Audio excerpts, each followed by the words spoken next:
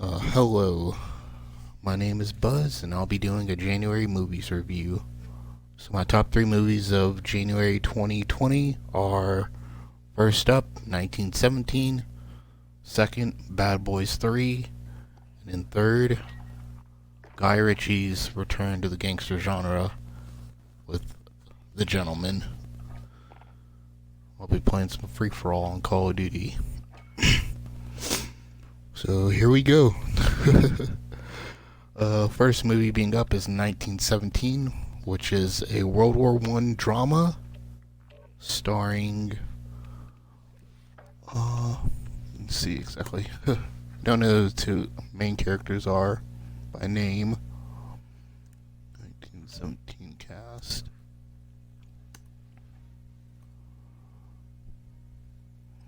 George McKay and Dean Charles Chapman, which you may have seen George McKay in a movie called The Way I Live or What I Live Now. And Dean Charles Chapman is also in Blinded by the Light, which is the Bruce Springsteen movie that came out in 2019. Also co-starring in the movie is Richard Madden, who is in Rocket Man, who plays Elton John's manager, Benedict Cumberbatch, Colin Firth, and surprise cameo appearances from Mark Strong and Andrew Scott.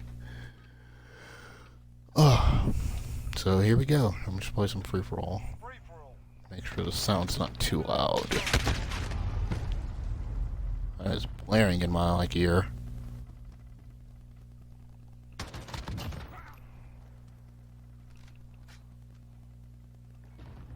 Jesus, there we go. Hopefully it's not too loud, and hopefully you're able to hear me. It still sounds loud in my ear. Let me just turn this down. 10. There we go. There we go. Alright, so spoiler alert for the entire thing. I should have started off with that. More importantly, wow, you're in the corner. Spoiler alert. I will basically be telling how the story goes throughout the entire movie, but I would recommend that you watch all three movies if you haven't seen them. If you want a particular order, I guess, for excitement, I would go 1917 first to get your blood pumping, then Bad Boys 3, and then The Gentleman. So 1917 starts off with two privates, played by our lead actors George Chapman and Dean Charles McKay, George McKay and Dean Charles Chapman, being given an order by a general, played by Colin Firth. Wow. Played by Colin Firth, to send a message to a colonel not far, actually pretty far from where they are, to stop an attack. And if they don't stop the attack, they will lose 1,600 men, including one of the main character's brothers, who's a part of them. So initially what's supposed to start off as... Oh, I can hear somebody. What's initially supposed to start off as a simple, easy mission ends up becoming a lot more dangerous on the way, because the Germans have already retreated from most of the land that they had already captured, which... most of the troops think they've already retreated, or they have the Germans on the run, but little do they know it's actually a trap set up to corner and capture the 1,600 men that are supposed to attack them. So basically they're given the task. When they start off, they have to go to another... Wow. They have to keep walking down the trenches, because World War I was straight trench war... Let me rephrase that. World War I was straight trench warfare, so the conditions in there were pretty horrible. I mean, you can see wounded soldiers already through the barracks, or through the trenches, as they're making their way down further and further, so they can go ahead and break through and be able to begin their journey. They have to get a flare gun, as well as other supplies as well needed from lieutenant, which is played by Andrew Scott.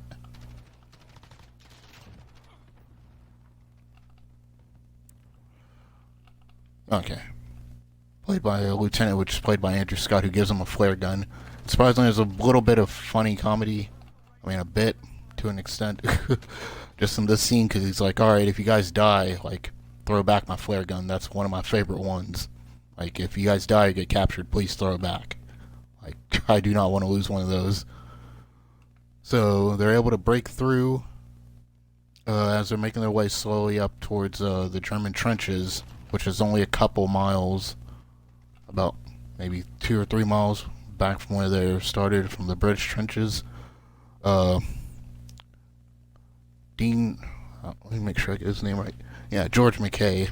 There's a scene where George McKay like stabs his hand in barbed wire and has to patch it up, but right before that they end up jumping into a small little trench, or small little crater hole, and there's a dead body, and then he ends up sticking his hand directly into a dead soldier who's already decomposing, which just seems pretty like brutal and nasty, and it'll make you like cringe a bit. Ooh. I came around shooting.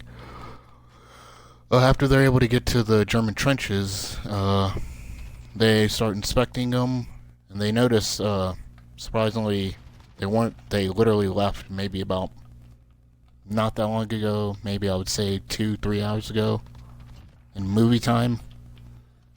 Because one of the soldiers tips over a can that was just freshly lit, which I guess was filled with cigarette butts, and they were able to tell that there was still fire in there, or it was still fresh, so they just left. Ooh. Oh god, he's literally on me. Yeah. Little do they know that the place that they're actually looking at, as they start to explore the Germans' barracks and their sleeping quarters, little do they know that it's already been booby-trapped and waiting. Because I guess they had a feeling that people would think that they've already won. So they basically had it set up that whenever they go in there and try to inspect it, that they'll trip the wire and it'll blow up. That's exactly what happens. But it's not them who trips it, it's actually a rat. Surprisingly, and you can feel like the tension in the scene building up when George Chapman's character is like, or George McKay's character is like, oh, don't trip it, and then you just see a rat and it's literally just crawling towards the wire, and it explodes. The whole building's about to collapse. As the building's collapsing, God, I hate that. I hate that. Dean Charles Chapman pulls George McKay's character out of the rubble. He's covered in debris. He can't see. He's literally disoriented. But they have to get out of there before the entire place collapses and closes in on him. They're able to make it through, which they have to jump this small little dugget hole. Not really dugget hole, but a small little, like, just part where there's a hole in the ground where they have to jump over.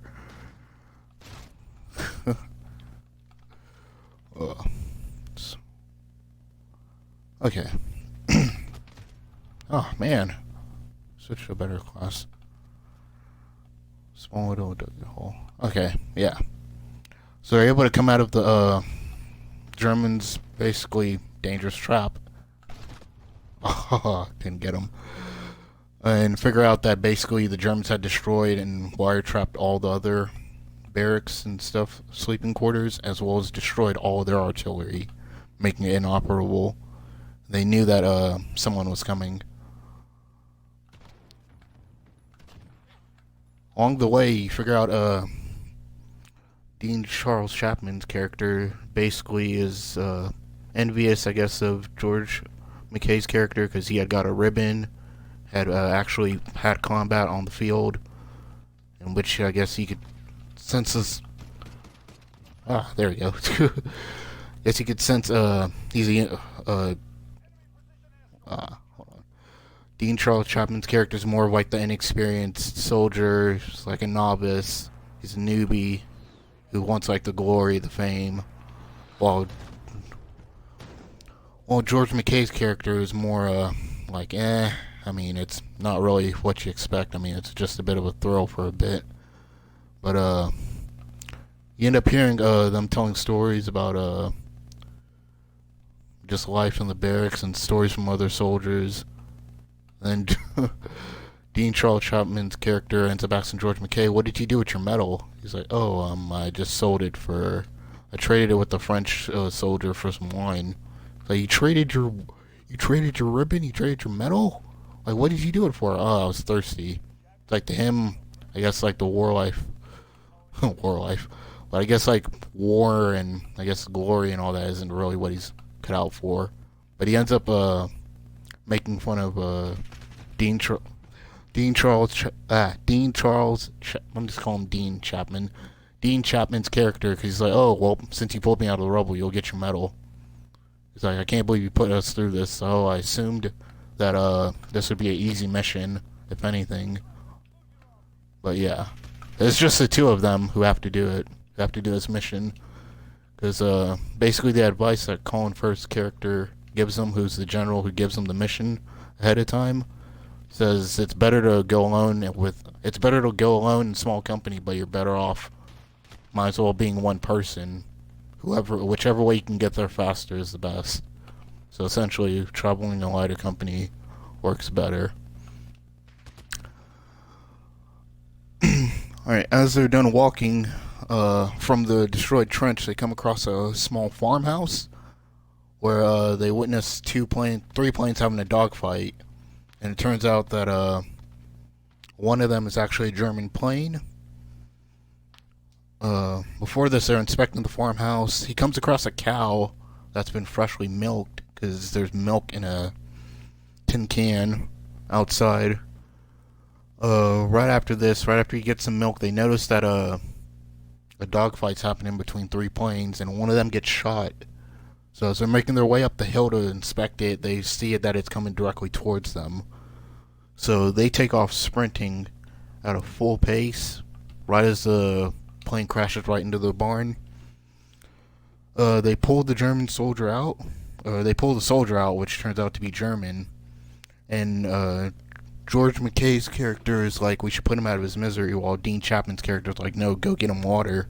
He's trying to say something, we can save him." As you see in this,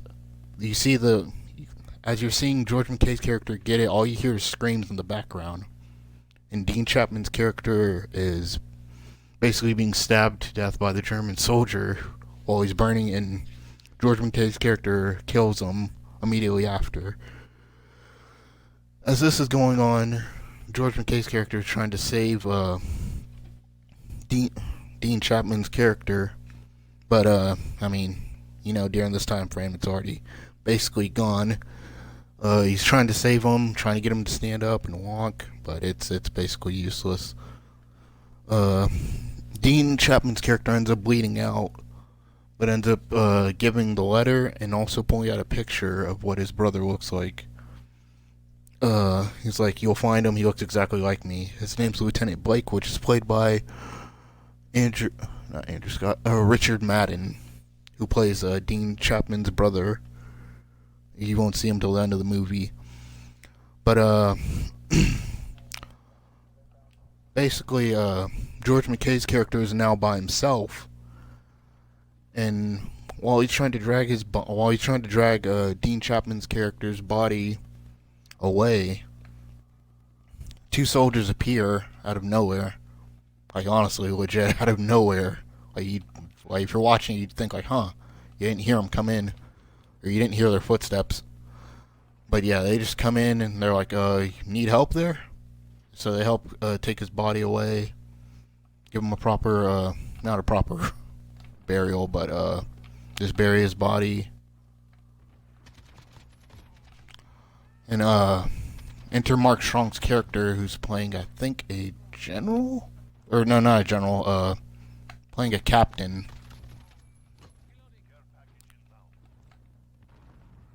Yeah, playing a captain, and he's like, where are you going? Where are you headed to? Where are you going? You need a lift. So they give George McKay's character a lift in the back of a convoy van. Midway through, as they're going, the van gets stuck in mud. Or the truck, actually. The truck gets stuck in mud. So he ends up asking the soldiers to help him pull out, pull the truck out of the mud while he's trying to deliver the message. Or trying to get to his destination, I mean. Excuse me. So he gets stuck. You end up hearing a little bit of banter and just a little bit of, like, I guess, comedy relief, which was used to keep morale and support among soldiers. Ah, oh, man.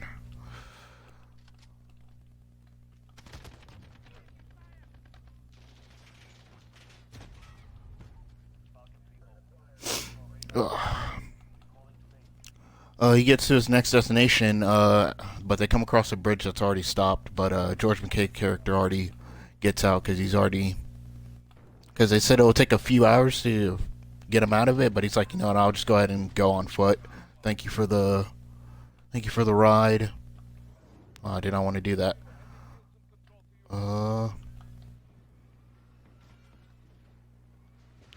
Okay.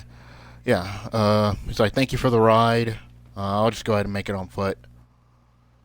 Uh, and the captain, Mark Strong's character, is literally telling him, before you go, make sure that you're able to have witnesses with you whenever you present this to whoever you have to give the message to.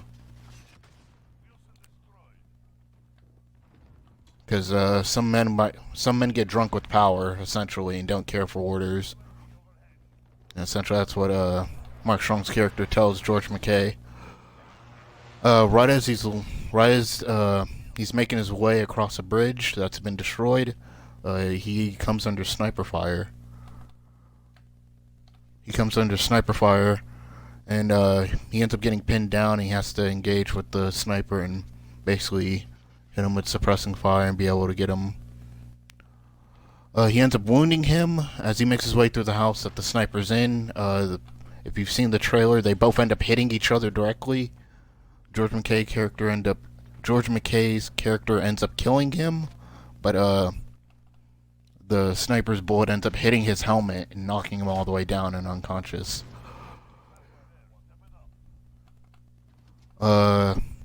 Opens up with a dark setting in the background. A few hours have basically passed. I guess George McKay's character was knocked unconscious from the bullet, knocked unconscious because he hits the ground really hard and comes down a bunch of stairs. Wow.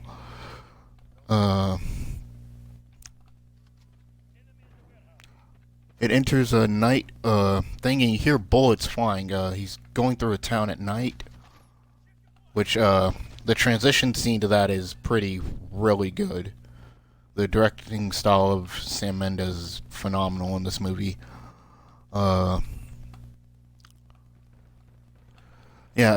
Transition scene to the night. Basically, it goes from the building to him transitioning outside, and all you see is fire in the background, which is basically your source of light for the scene, as well as some bullets and lighting, with very little lighting on the street.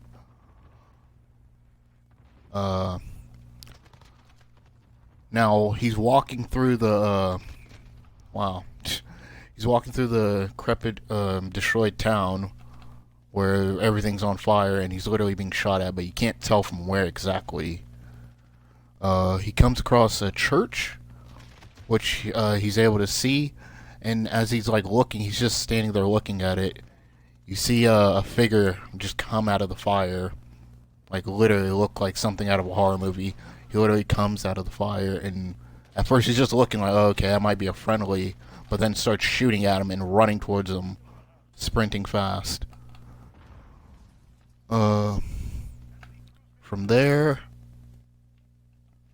oh, thank God. From there, he's able to outrun the German soldiers firing at him, He runs into a French woman, or he's able to slide into, I guess, the basement of a house, and come across a French woman with her baby. He's able to give the woman some milk, gives her all his food, whatever he has left in terms of rations,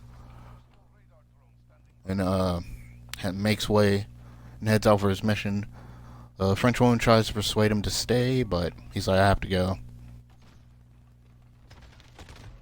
Which I was surprised a little bit of the scene was not translated into English. Not until way later.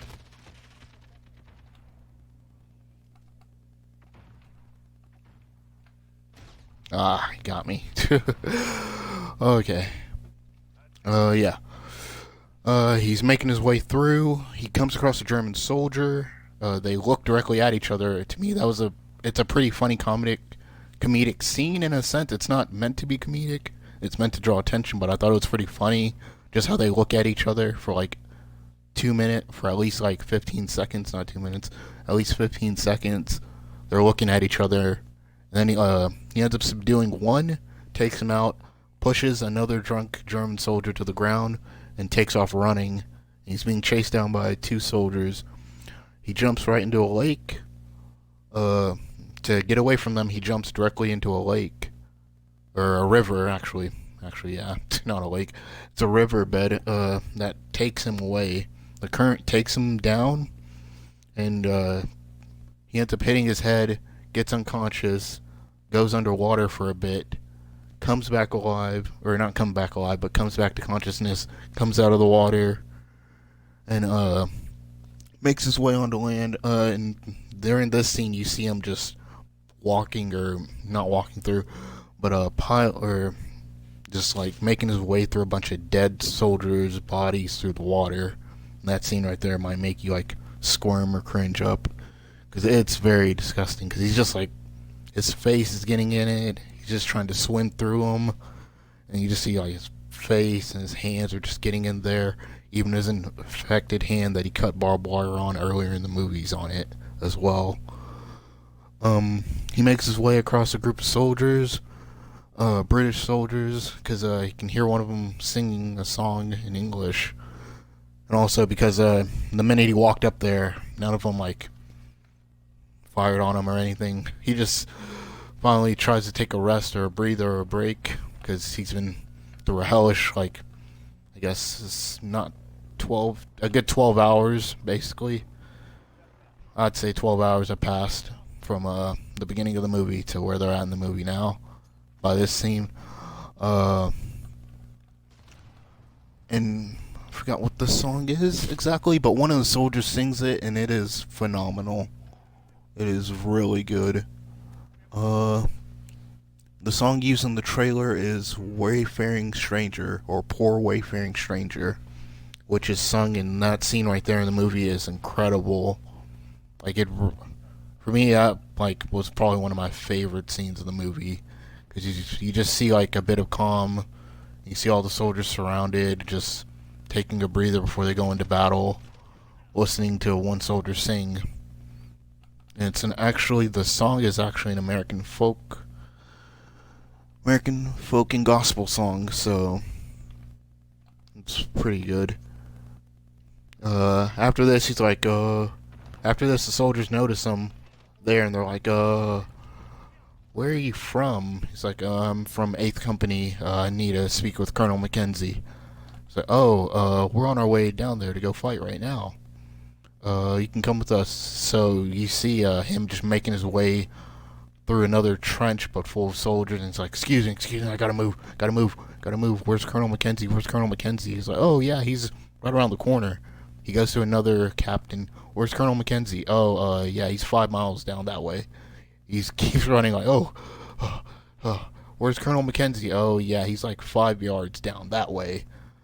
Right as the soldiers are about to go right into battle, he has to make his way through. Through 5 miles, or not 5 miles, 5 yards down into general's quarters, not general's quarters. I forgot what they called it, but it's officers. Yeah, officers. I'll just say officers' room. It's basically a part section off for officers. So essentially, runs onto the battlefield right as the British are attacking the Germans, and you just see artillery hitting most of them in the background. He's stumbling, he's tripping, he's disoriented, and that scene's really good as well. It's another visually stunning scene as well.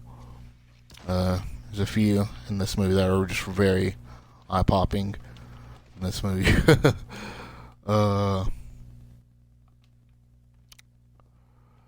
He makes his way to the general's, not general's, captain's quarters. Not captain's quarters, officer's quarters.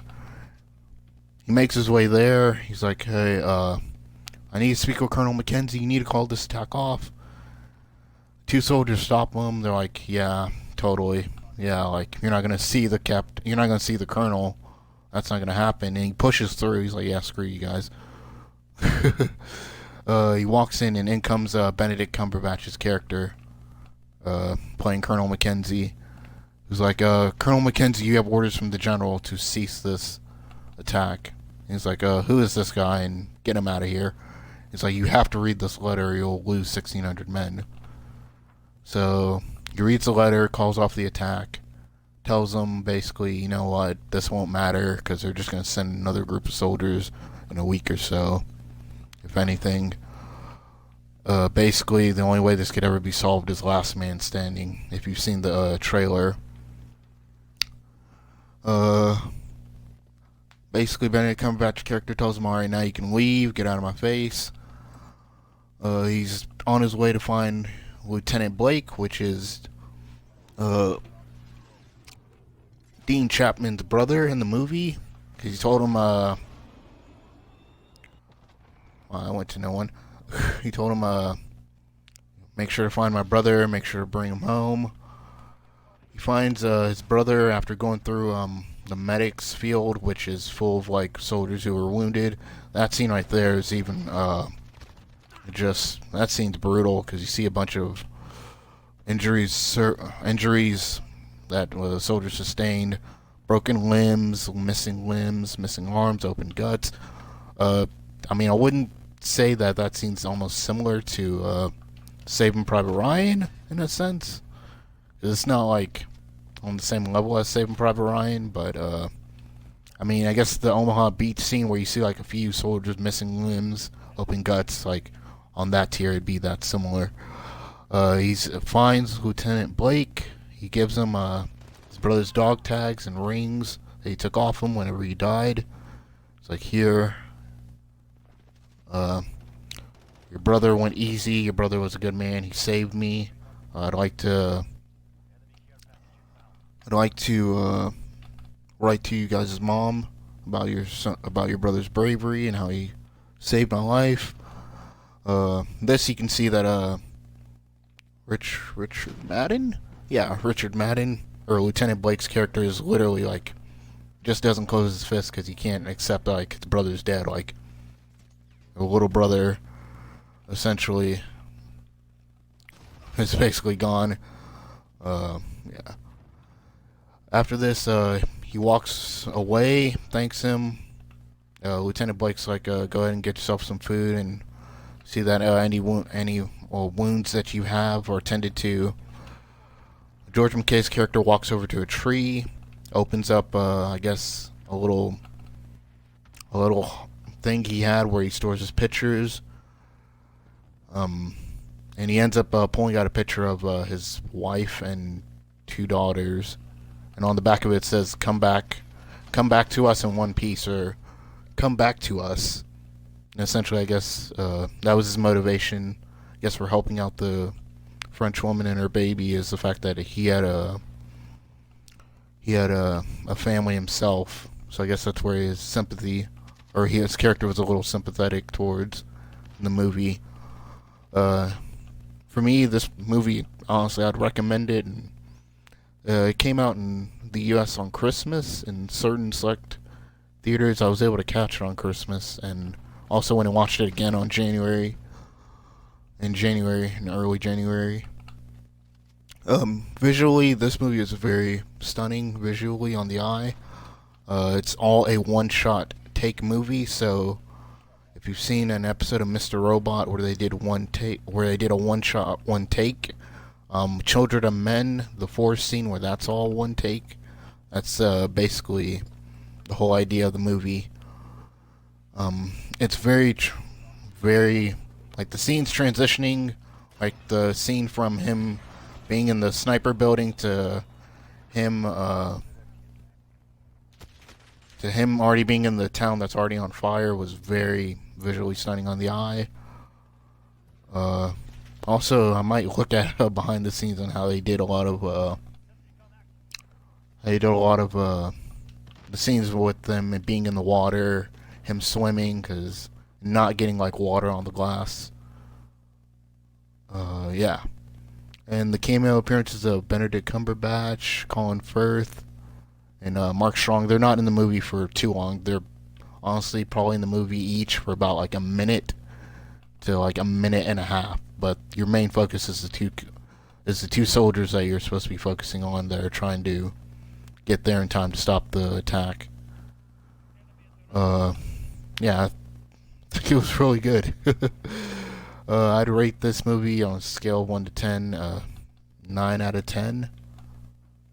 I feel as if they could have made it a bit longer, just a little bit. You're looking at a movie that's at 100, an hour and 50 minutes. So, but I mean, from start to finish, though, like you're able to keep your attention for quite a long time.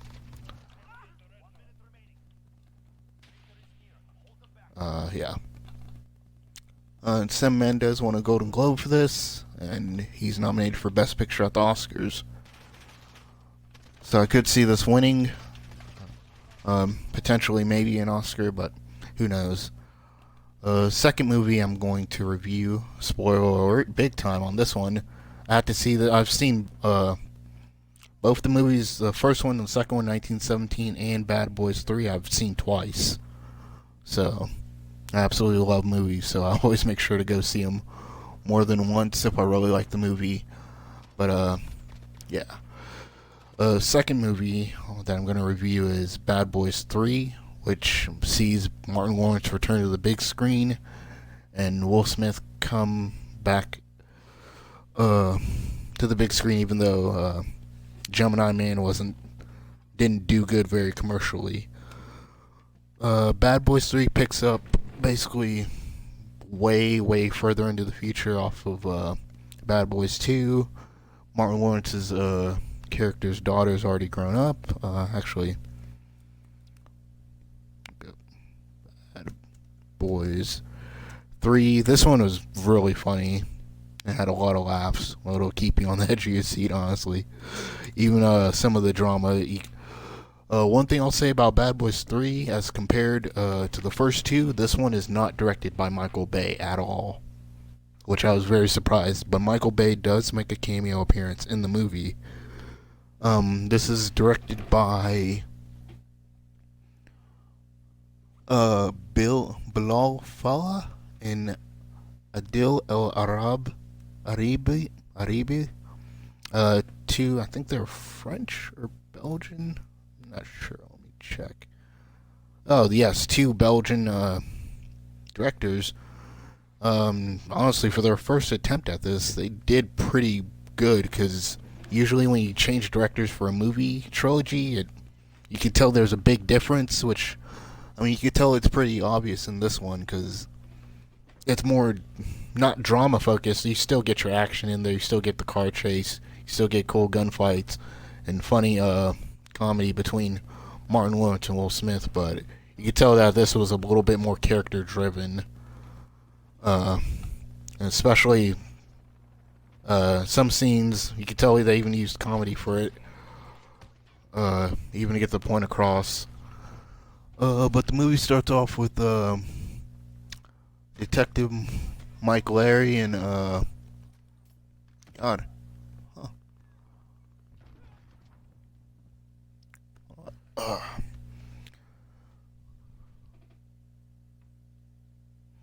Well, it starts off with Mike and Marcus basically going off in a in a high-speed chase, what it looks like to be a high-speed chase, but they're on their way to the hospital to see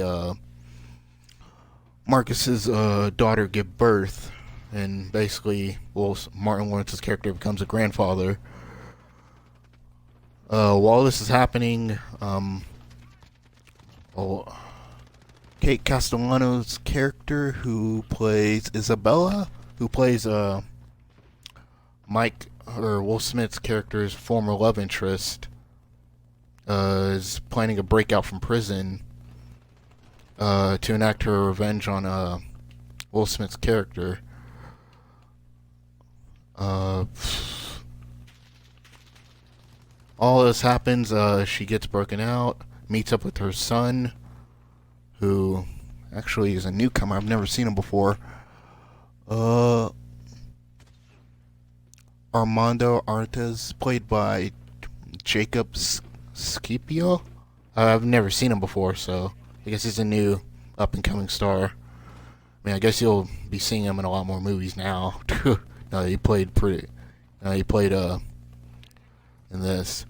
But basically, they break Isabella out of prison, and you end up seeing pictures and not flashbacks, but pictures of young Mike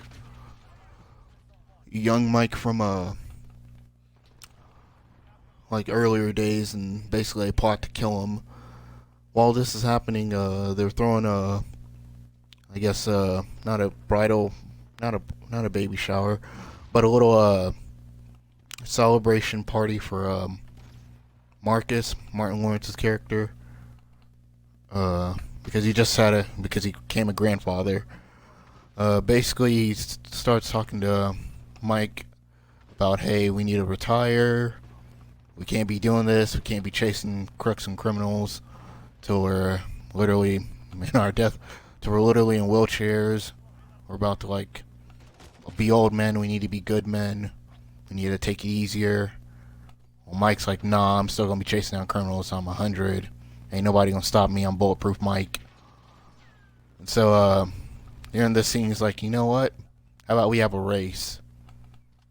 Mike, if you win, we won't retire. Marcus, if you win, we will retire. So while they're racing, Mike, Will Smith's character, ends up getting shot and bleeds out, which to me took me by surprise. I didn't think it would happen so early on in the movie. This is at least 15 minutes into the movie, so I was surprised. He's taken to the hospital, fighting for his life. This scene right here is where the drama aspect of it comes in. You can tell from this is where you can tell the drama heavy focus of the movie is, because this scene's very dramatic. Martin Lawrence's character Marcus crying, asking God, hey, look, if you spare my friend's life, he's my best friend. If you spare his life, I won't do any more bloodshed. We won't kill any more people. We'll lead a good life and we'll retire. Flash forward 6 months later, you're at Marcus's daughter's wedding, and Mike is fully healed. And this comes in the Michael Bay cameo appearance. He's just, I guess, not a DJ, but I guess, I don't know what you would call it, but I guess a host. Yeah, a host. I'll just call him a host. A host for the wedding. He's like, everybody welcome Mike Larry. And it's like, he gets up out of his wheelchair, and he's perfectly able, he's fine. He's able to walk. During this, after he gives a speech, which is pretty funny because it has nothing to do with the couple whatsoever. There's nothing to do with the couple whatsoever. Wow, huh.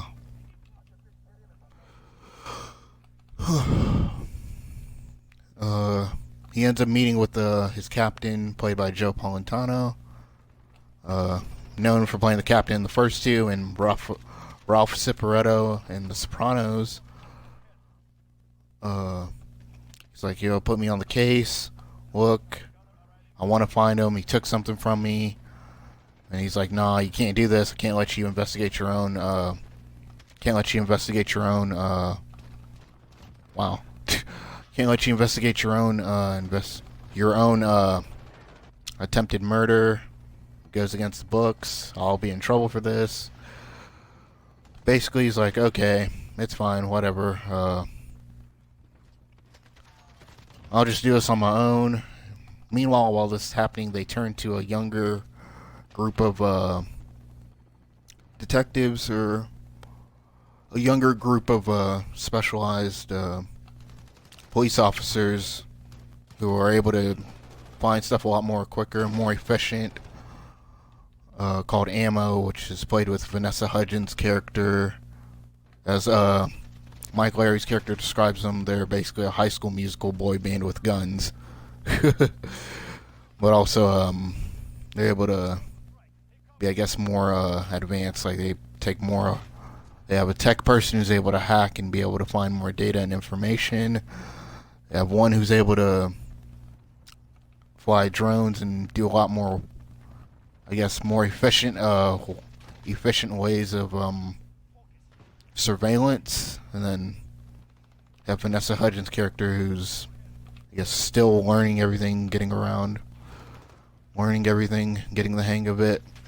And then in comes Paula Nunez, who plays Rita, who plays Mike's former lover, or ex-girlfriend, basically. Not former lover, ex-girlfriend. Boy. She's the leader of Ammo. It's like, don't worry, we got this. Don't want you getting involved. And he's basically just, let us take it from here. Mike's like, yeah, nah, we ain't gonna do that. Meanwhile, while this is happening, they're still at, I guess, the reception for Marcus's daughter's wedding. He's like, hey, Mike's like, hey, Marcus, I need you to, hold on, I'm getting tongue-tied here. While they're at the reception, Mike goes to Marcus like, hey, look, I need you to help me investigate this. It's like, hold on, losing that train of thought. Yeah, Mike goes to Marcus and he's like, hey, I need you to help me investigate and find who did this to me, who shot me and left me bleeding. He's like, no, we made a pact. We made a pact. He's like, well, what happened to Bad Boys for Life? He's like, well, that already happened. You died 3 times. That they had to bring you. You died 3 times. And I saw you. You're not Bulletproof Mike anymore. You're the same as the rest of us, human as hell. I saw it because you were bleeding out. And this scene's also very dramatic as well. Very emotional as well, because you can tell, like, the emotion on Martin Lawrence's face. Boy, that dude does just not want to leave. Wow. It's pathetic. You can tell, like, the emotion on Martin Lawrence's face as this scene's happening. Like, he really felt hurt by this. Because Mike's like, oh, wow, somebody shot me. You're just gonna let them do this to me? You're just gonna let me bleed out and die right there? From this scene, it transitions to the next scene. Martin Lawrence's character is already in retirement. Will Smith's character is basically going to go look for information on who the arms buyer was that shot him, because he was shot with the special bullet of a P90. In comes cameo appearance from DJ Khaled, who plays I guess a former arms dealer who would or I guess someone who would know information about where and who sells arms. From this scene, it's funny and also a bit like, ooh, because he uses a bit of like unethical police tactics to get the information out of him. It's just funny because it was funny seeing DJ Khaled make a cameo appearance in that scene. It's pretty funny. From this, he goes to his captain, reports the name of the arms dealer who supplies weapons of the specialty, who makes the special bullets for the P90. He ends up saying, you know, here you'll work with ammo, but you'll be an observer. You won't get involved whatsoever. You'll just be there to watch and observe and give advice. From this, they take the information and go to a heist or an arms deal that's about to go down. Will Smith's character Mike spots that it's a setup and they're gonna kill the arms dealer, the main arms dealer. So he goes in, fires. Basically, that's the first major action scene in the movie. Yeah, basically everyone dies, including the arms dealer. He's not able to save him in time. During this, he gets to do a fight with one of the members of Ammo. That scene is really funny. From this, Marcus is, I guess, away with his grandson when he gets a call from a former informant that they used to use, a confidential informant, a CI, I think that's what it is. He gets a call from him saying, "Hey, the guy that shot Mike is on his way to kill me. Look, I need protection. I need you guys to help me." He's like, "What? Well, why would we trust you? We don't trust you anymore." He's like, "Look, please do this for me." So Marcus calls up Mike and is like, "Hey, look, we got a dude that who's scared, and we need to go get him."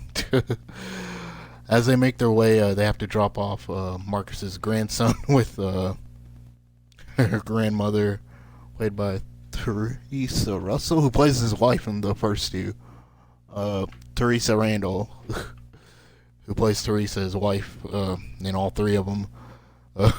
Which is even, that scene's funny too. As they're making their way, if you've seen the trailer for this movie as well, you see that a body slams on it. He's like, "Oh, this is my wife's car." He's like, "Oh, well, that's our dude. He's already dead." He's like, "Cover the front door." As Mike makes his way through, you see that he's getting beat by Armando, the guy who shot him. He's getting beat. He lets him go. He hops on his motorcycle and flees the scene. But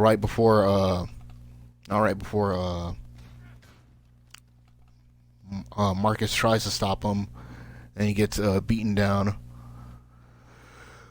I forgot what happened after the scene. Actually, don't remember.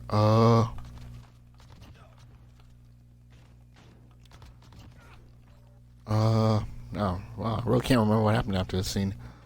I think he goes to meet with his captain after this. Oh yeah, he goes to meet with his captain after this, and realizes he's like, "You know what? You can't do this anymore. You're off the case."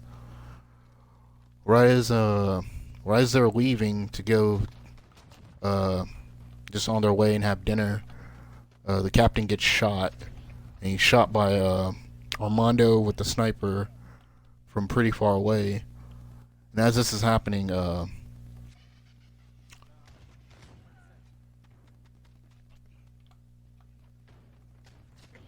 him.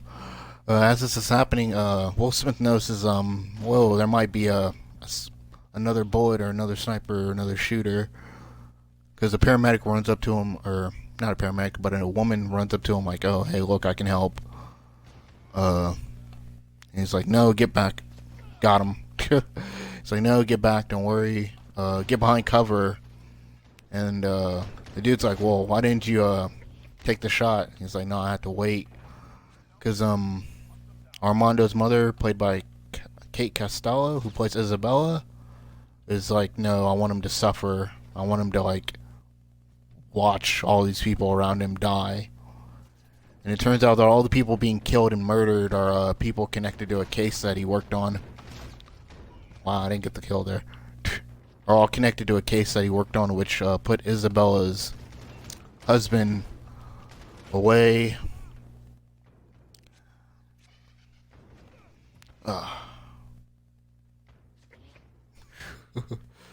There we go. Now they're starting to die.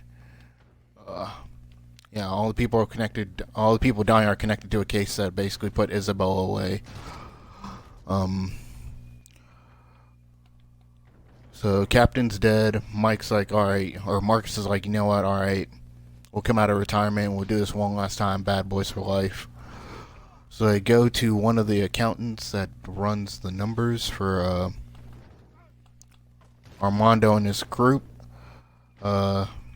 Basically, they work with ammo after this because they come in and subdue him while Mike's trying to fight him.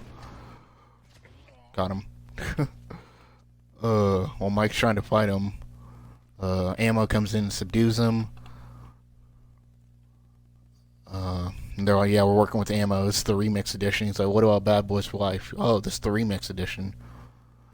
From here, they track down one of Armando's lieutenants at a club. They track him down at a club. They have a plan to basically just do a quick snatch and grab and subdue him and bring him in for questioning. He ends up dying in a car chase, in a helicopter plane. Yeah, in a car chase and a helicopter. I mean, I would say helicopter fight, but I mean, only one person was using a helicopter. Basically, Armando, the main bad guy, main antagonist, kills his second in command while trying to kill Mike. He's not able to. Got him. Wow, that dude's not smart. He kills the second in command while trying to get to Mike. Marcus comes in last minute and saves him by shooting at the plane, allowing Mike to get away easily. And from this, he's able to take second in command's phone on his way there, because they had captured him. They were able to subdue him earlier, but he ended up getting away momentarily. They grab his cell phone, give it to the I2 guy on ammo. He's able to hack into it. He's able to pull up a list of contacts. He's able to send a message saying "Hasta Fuego," which is not even Spanish. It's just something. It was a phrase that Mike knew. He's also running a background check on someone he put away, which is Kate Costello's character. And after this, it's revealed that Will Smith's character and Kate Costello's character, Isabella, and Mike were basically lovers at a point in time, right before he had to throw her away in prison, and that Armando is actually his son. After this, he learns this, he gets on a flight, heads straight to Mexico City to go meet them, or to go basically get his revenge and bring him to justice. Mike, or Marcus, follows him on his way there. Hold on.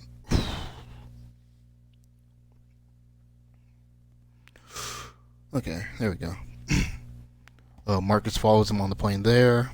They make it to Mexico City, where they meet up with Ammo, who have gotten guns from, I think, the Mexican government. I wasn't sure. They said that basically, if they capture Isabella, they get. I think the government gets the credit if they die there. The Mexican government had nothing to do with it and weren't involved in arming them. They're able to do surveillance. There's a dramatic as they make their way to the compound and try to set up the final scene. Mike and Isabella have a chat about why did you never reveal it to him that I'm his father. Comes the last gunfight of the scene. I mean, all this goes pretty quickly.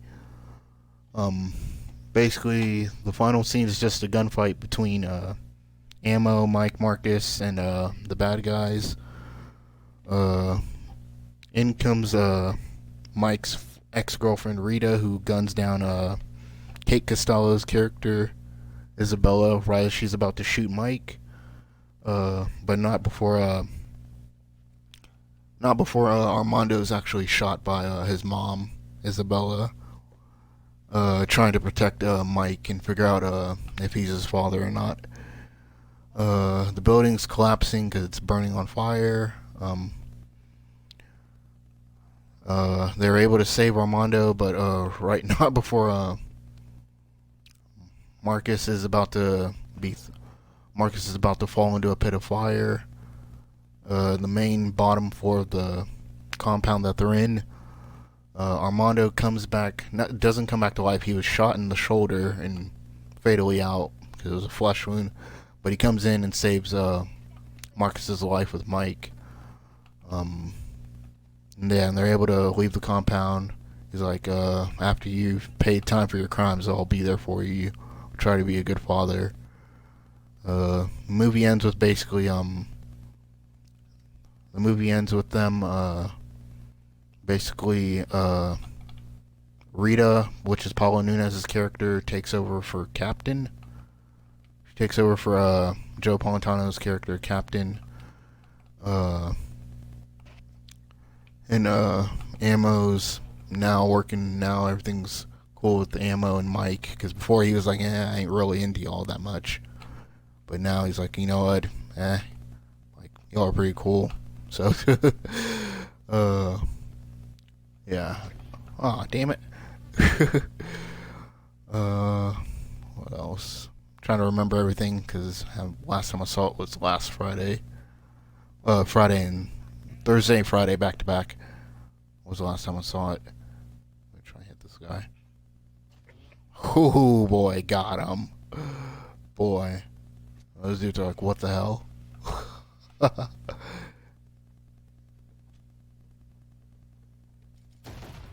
There we go. Alright, yeah, as this is happening, they, as the credits are rolling after this, because it leaves it basically them all, them having all squared everything away. Armando's in jail. Right as the credits are rolling, it does a little mid-credit scene where Mike walks up to Armando while he's in prison, asks him how he's doing. He's like, I'm paying for everything I've done. He's, well, you can tell his character's really sorry about everything he's done. Wow, that missed. And he's like, I have a way that I think there's an opportunity for you to be able to do away with some of the time that you have to serve if you're up for it.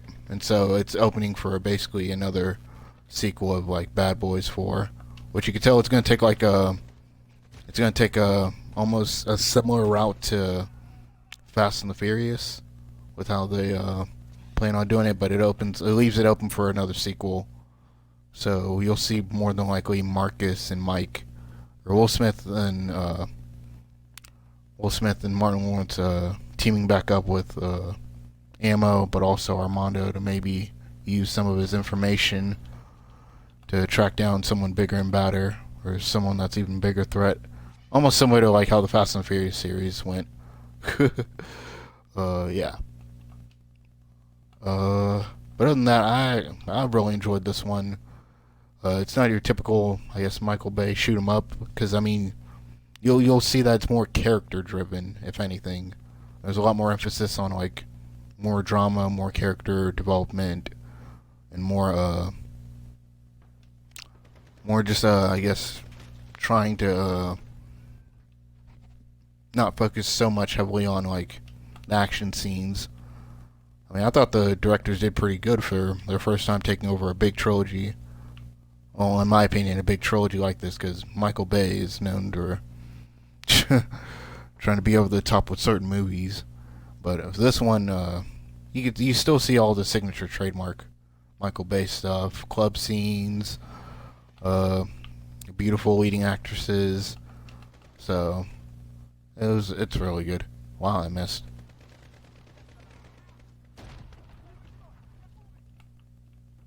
Yeah. I'd recommend watching this if you're gonna watch anything for January. If you're thinking about watching a movie soon, try and watch this one.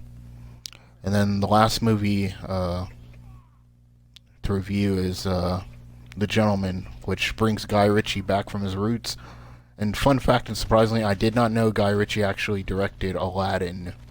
I did not know he directed that. I assumed it was somebody else. Um, this one I won't try and take too much time on explaining the whole story of it. Basically, it's more or less a giant whodunit type movie. Matthew McConaughey plays a marijuana businessman in London who's built an empire worth basically $400 million. And basically, Henry Golding and Jeremy Strong's characters try to undermine and steal him and screw him over, so they're able to take over his empire. Yeah, it's basically just a giant whodunit movie with Hugh Grant playing a private eye detective named Fletcher, or a private eye journalist playing Fletcher, on their tails, trying to basically bust them. Like, all right, not playing like a police officer, but just playing a journalist who's trying to be like, aha, I can run the story. He's basically blackmailing Fletcher's right-hand man, or not Fletcher's right-hand man, Matthew McConaughey's character, Michael Pierce, or Mikey, I'll just call him Mikey. Mikey Pierce's right-hand man. They're basically bribing him for $20 million. And also a script he wrote, which he believes will make a lot of money. I mean, I can go ahead and give spoilers for this real quick, because I won't spend too much time on it. Basically, the script in the movie that he's trying to pitch, is the script for The Gentleman. It's basically everything, all the events that have happened in the movie is basically written down and written into a script. And you see him like at the end of the movie, he pitches it to an executive at Miramax Productions, the movie studio. He's like, "Oh, look, this is the scene." And then you'll have an epic car chase, and then it cuts, and it's like, because you see the movie cut randomly, and it goes straight to an office. He's like, "Oh, you can see this scene." He's like, "Wait, what happens to Mikey's character?" He's like, "Oh, none of that matters. We can just edit that in later." Because basically he had sold information on Mikey to the Russians, a Russian oligarch, because Mikey's right-hand man, his right-hand man's gang had killed the Russian oligarch's son, so they were after revenge. So they tried to kill Mikey and Mikey's right-hand man, but they were able to thwart it with Colin Farrell's group of kids that were able to step in and help them out. It's really funny. It's Guy Ritchie back. I wouldn't say back at his best, but it's Guy Ritchie getting back to his gangster roots. I mean, this one I'd recommend. I mean, if you just want like, I don't know how I'd say this one. This one I'd recommend if you're looking for something good in January, something not too like quick and fast paced, but something not too just boring and mundane, something to keep you interested and keep you suspenseful, or keep you suspended, and I can't think of the word, to keep you, man, I don't know. I want to say occupied, but occupied's not the word. Yeah. So basically, boy, hold on. Yeah. So basically, Matthew McConaughey's character comes out on top. He takes out Henry Golding and he takes out all his competitors, basically, except the Russian oligarch. They didn't know that they had killed a Russian. They didn't know they had killed the Russian oligarch's son. But he's able to escape all the assassination attempts, and they're looking for Hugh Grant's character, because he's the one who sold them out to the Russians to begin with. That sparked basically most of the events in the movie that happened. Yeah. And near the end of the movie, Hugh Grant's character ends up getting captured, because he leaves the Miramax studio and enters a cab. And in it is Mikey's right-hand man, and he's like, "Buenos tardes." Which is why I opened the video with that, because he's like, "Buenos tardes, Senor Fletcher." Because that's how he opens the movie. "Buenos tardes, Raimundo. I want you to play a game with me, right?" Oh, that's my favorite scene of the movie. I want to play with you. I want to play a game with you, right? Oh, please, play a game with me. I mean, I might have to redo this review for this movie in particular, because, yeah, it's just a lot to digest, or a lot to try and explain in the sense of, like, this movie. Oh, I think got him. Yeah, but those are the 3 movies I would recommend for the month of January. I'll do a top 3 for each month. February looks like it's going to be really good with the movies they have scheduled to come out in that one. So I'm very excited to see what comes out in to see what comes out in January, because I know Birds of Prey comes out, the Harley Quinn movie, as well as a few others. So yeah, make sure to leave a like, comment, and subscribe. I plan on doing more of these, and also releasing a top 10s of the year. Yeah. So thank you for watching my video, and I'll see you guys soon, or next month, towards the end of next month, with movie reviews. So ciao ciao, and hope you guys have a good day.